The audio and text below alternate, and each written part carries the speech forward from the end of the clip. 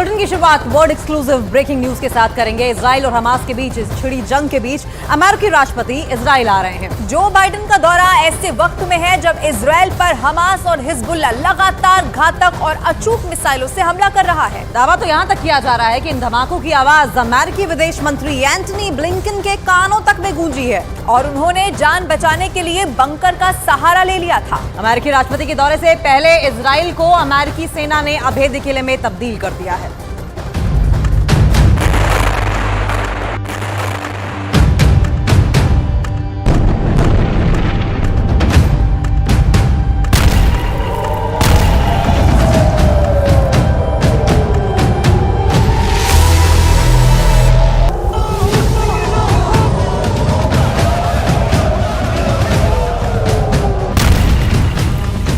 इस वक्त जब इजराइल में किसी भी दिशा से कोई भी मिसाइल दस्तक दे रही है,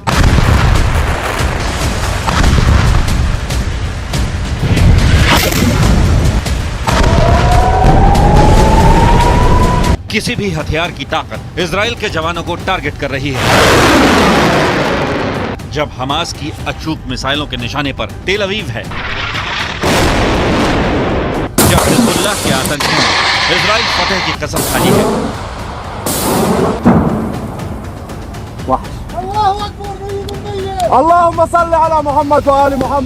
ऐसे वक्त में अमेरिकी राष्ट्रपति जो बाइडेन ने इजराइल जाने का फैसला किया है।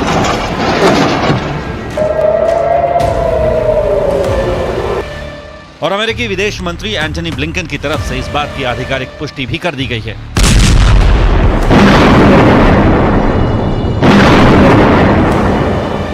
On Wednesday, President Biden will visit Israel. He's coming here at a critical moment for Israel, for the region, and for the world. And he's coming here to do the following. First, the President will reaffirm the United States' solidarity with Israel and our ironclad commitment to its security.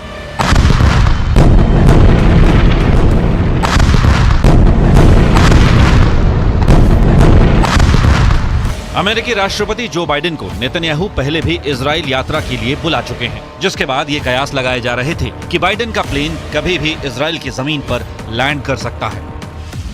Israel Hamas के बीच छिड़ी इस जंग में Israel को America सैन्य और वित्तीय मदद पहुंचा रहा है, तो इजराइल के साथ संबंध रखने वाले बाकी देश उसके साथ कंधे से कंधा मिलाकर खड़े हैं।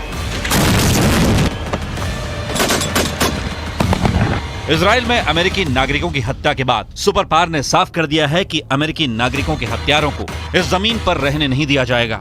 आतंकवाद को इजराइल में जड़ से खत्म कर दिया जाएगा। हमास का वजूद मिटा दिया जाएगा। President Biden will again make clear, as he's done unequivocally since Hamas's slaughter of more than 1,400 people, including at least 30 Americans, that Israel has the right and indeed the duty to defend its people from Hamas and other terrorists and to prevent future attacks. Biden के ऐसे वक्त में Israel जाना खतरे से खाली नहीं है, जब हमास के हमलों के बाद नेतन्याहू और अमेरिकी विदेश मंत्री एंटनी ब्लिंकन तक को बंकर में छिपना पड़ा था। इसलिए बाइडेन के साथ आ रहा है 2000 कमांडोज का वो कवच जो न सिर्फ बाइडेन और उनके अधिकारियों को सुरक्षा देगा, बल्कि संकट काल में इजराइल के लोगों के लिए भी ढाल बनेगा, जो जंग के मैदान में रक्षक बनेगा, इमरजेंसी में स्वास्थ्य कर्मी बनेगा और जो विस्फोट की स्थिति में हालात को कंट्रोल करने के लिए जाना जाता है।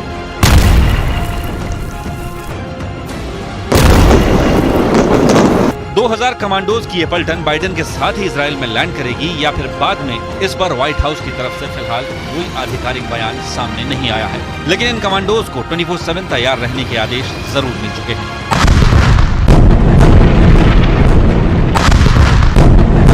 बाइडेन के बुधवार को इजराइल पहुंचने की बात कही जा रही है। बाइडेन के पहुंचने से पहले ही इजराइल को तीनों तरफ से अमेरिकी नौसेना के उस ब्रह्मास्त्र ने कवर कर लिया है, जिस पर हमास का न तो अटैक काम आएगा, न ही कोई मिशन को अंजाम दिया जा सकेगा। अमेरिकी रक्षा विभाग के मुताबिक अमेरिकी नौसेना के विमानवाहक पोत USS गेराल्ड आर-4 कैरियर स्ट्राइक ग्रुप पूर्वी भूमध्य सागर पहुंच चुका है। अमेरिकी नेवी के बेड़े के मुताबिक USS कार्टर हॉल और USS बाटन युद्धपोतों को ओमान की खाड़ी में तैनात कर दिया गया है और अब USS Dwight D Eisenhower career strike group को पूर्वी भूमध्य सागर की ओर रवाना किया गया है। आइजनहावर USS गेराल्ड आर-4 कैरियर स्ट्राइक ग्रुप में शामिल हो जाएगा, जो पहले से ही इजराइल के पास मौजूद है। President Biden will underscore our crystal clear message to any actor state or non-state, trying to take advantage of this crisis to attack Israel. Don't. To that end, he's deployed 2 aircraft carrier groups and other military assets to the region.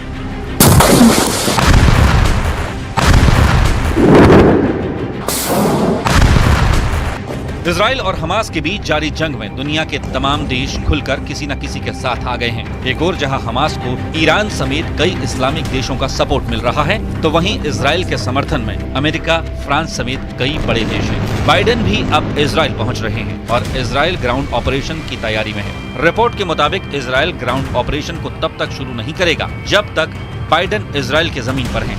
Netanyahu से मुलाकात के बाद Biden Jordan, फिर मिस्र और बाद में फिलिस्तीन के लिए रवाना होंगे।